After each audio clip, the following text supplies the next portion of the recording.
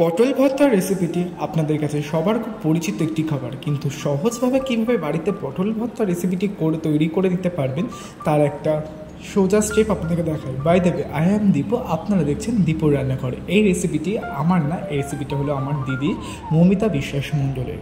তো প্রথমে 500 গ্রাম পটল নিয়ে নিয়েছি।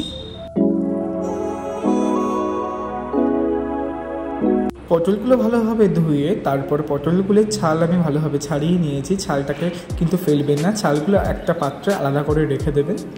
তারপর পটলের খোসাটাকে ভালোভাবে সিদ্ধ করে নেবেন, দেখবেন ভালোভাবে যেন নরম হয়।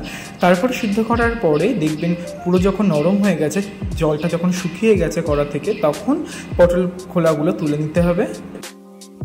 তারপর একটা মিক্সারি জার নিয়ে নেব, মিক্সারি জারের ভিতরে পটলগুলো দিয়ে দেবো। আপনাদের কাছে যদি বড় মিক্সারি জার থাকে তাহলে একসাথে হয়ে যাবে, আর যদি ছোট থাকে দুবারে ভাগ করে নিতে পারেন। তারপরে পটলের খোলাগুলো দিয়ে দেব।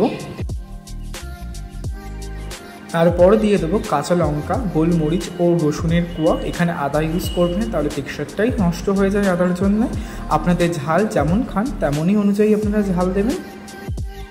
তারপর ভালোভাবে মিক্সার গ্রাইন্ডারে মিক্স করে নিতে হবে। সব উপকরণগুলোকে ভালোভাবে টেক্সচার করে মিক্স করে নিতে হবে। এই যে আমার পুরো টেক্সচারটা মিক্স হয়ে গেছে, কোনো খিচে বা কোনো দানা থাকবে না, পুরো ভালোভাবে মিক্স করে নিতে হবে।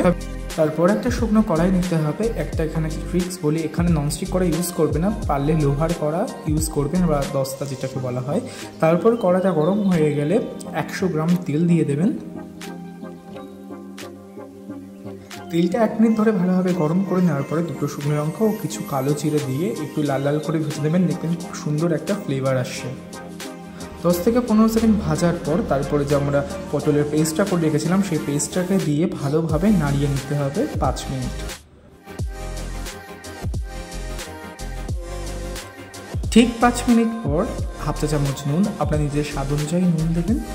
তারপর হাফ চা চামচ হলুদ গুঁড়ো দিয়ে ভালোভাবে মিক্স করে নেবেন আরও 5 মিনিট। পর যখন তেল ছাড়তে শুরু করবে অল্প করে চিনি দিয়ে নামিয়ে নেবেন। তোমাদের গরম গরম পটল ভর্তার রেসিপি হয়ে গেছে। তো প্লিজ আপনারা বাড়িতে একবার ট্রাই করবেন, আর প্লিজ আমার চ্যানেলটাকে সাবস্ক্রাইব করে দেবেন, নোটিফিকেশনটা অন করে দেবেন। তো সবাইকে অসংখ্য অসংখ্য ধন্যবাদ।